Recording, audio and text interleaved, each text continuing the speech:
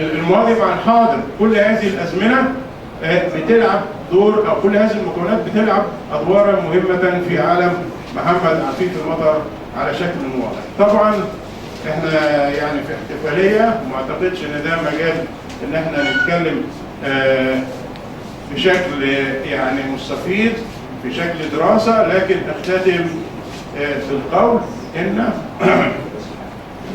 عالم محمد عفيف المطر عالم قسم،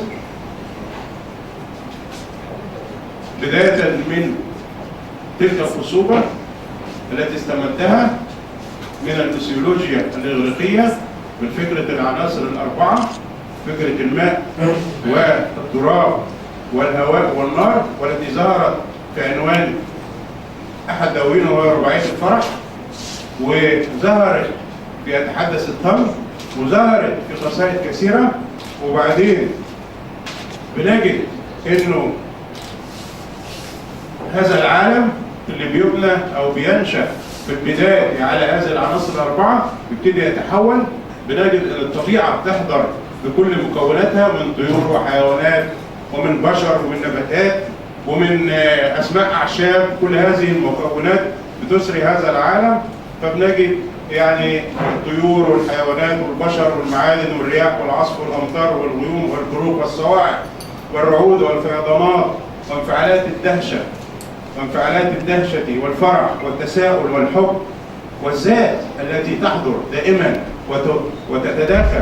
وتتدخل وتعلق وتنفعل وتتاثر وتؤثر وتقدم لنا هذا العالم الخصب الفريد، الذي اعتقد انه ما زال يحتاج منا الى المزيد والمزيد من الامعان والتمعن والدراسه والاستكشاف. وشكرا جزيلا.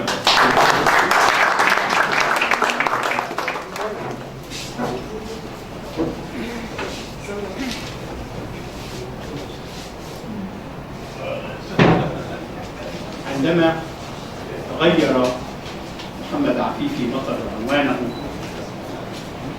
إلى فضاء الأبد، كانت الثورة جنينا، فلم يقطف في ربيعنا ثمرة ما غرسه على مدى سنوات، لكن صديقا له فاز بهذا النصيب وجنى أو ما زال يجني ثمرة ما غرس على مدى 40 عاما من النضال على الأقل. طبعا ربنا يمد في عمر شاعرنا الكبير زين العابدين فؤاد، الصديق المقرب إلى محمد عفيفي مطر. سيحكي زين وسنضبط الساعة عشان ما يطولش، لأن زين لو سيبنا له يحكي عن عفيفي مطر ممكن يحتاج إلى أيام، وأنا أعرف مدى العلاقة بينهما. 3 دقايق لو زين زود اضربوا الجرس ورنوا لي. الشاعر الكبير زين العابدين فؤاد. مساء الخير يا عفيفي. ما حدش هيصدق ان احنا اتقابلنا سنة 61، وما حدش هيصدق انه ازاي ده مشكور.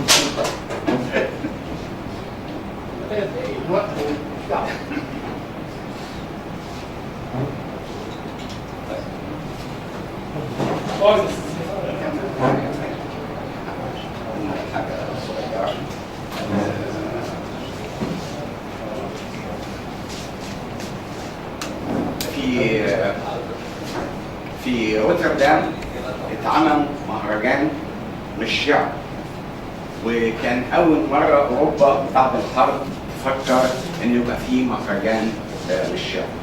المهرجان ده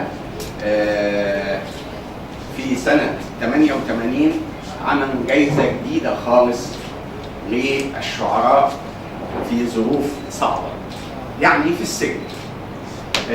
الجايزة إنه يروح كل الشعراء وبيكتبوا اسم الشاعر على الحائط، والحائط ده مش في روتردام انما في مدينه ليدن. بيبقى في احتفال كبير، الحائط اللي كل سنه بيتكتب فيه اسم شاعر. اتعملت الحكايه ديت 10 سنوات، 7 مرات كانوا شعراء عرب. الشاعر الأول والثاني كان نفس الاسم، وهو الشاعر المغربي عبد اللطيف الوعد. عفيفي مطر دخل إلى السجن. أنا بعت ليهم فاكس بعفيفي إن في شاعر مصري مهم جدا الآن موجود في السجن، وترجمت 3 قصايد من قصايده وبعتها. كان عليهم فقط انهم يتاكدوا ان انا ما بخترعش، ما بحطش يعني ما بورطهمش في مساله سياسيه.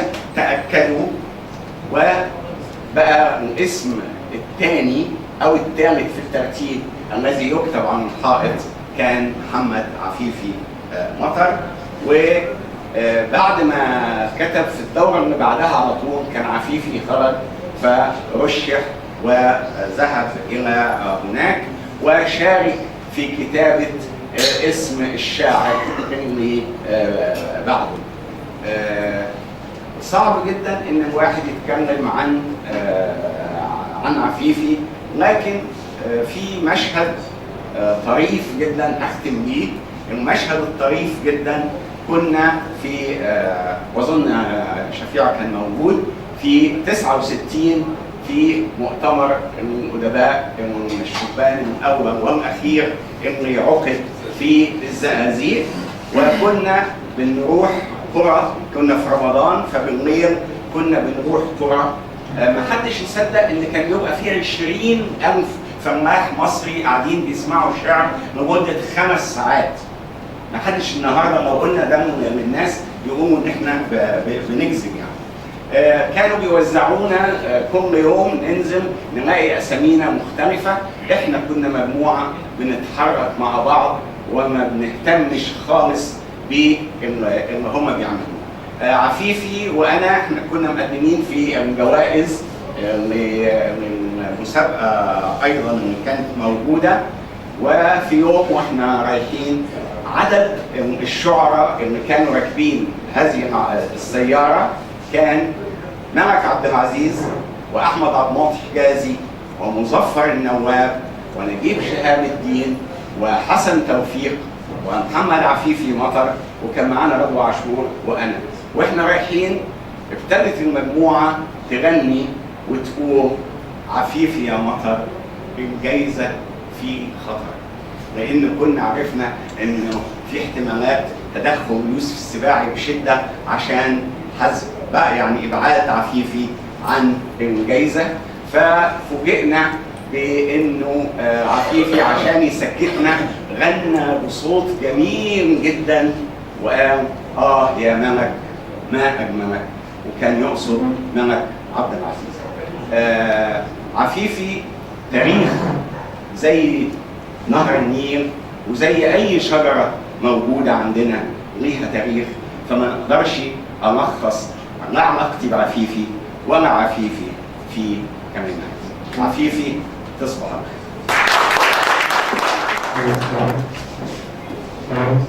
ولو بره حاجه يندهلوا عشان لازم نسمع شعر.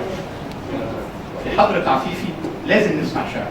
صديقي المشاغب الجميل هو واحد من افضل من يقرأوا شعر عفيفي، مش بس لمحبته لعفيفي، لأن هو بيكتب الرواية بيكتبها بروح الشاعر. تعالوا نورط حبيبنا وصديقنا وحيد الطويلة في قراءة قصيدة لمحمد عفيفي مطر.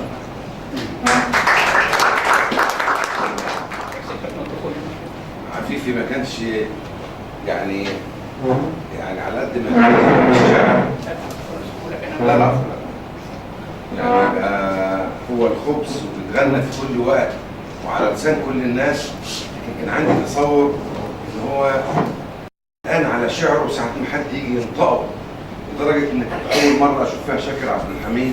فكنا بنحتفل بال50 ولا بال60 بتاعت عفيفي، وانا قريت القصيدة دي شاكر عايز اسمعها وحمدان ومين فكروني بيها. عفيفي قعد حاطط ايده على وشه. عبد المنعم رمضان قرا شهد الملكة وانا جيت اقرا القصيدة دي. طبعا عفيفي ممكن يخاف من عبد المنعم رمضان فمش هيبص له، مش هيخاف مني انا، فحط ايده على وشه عشان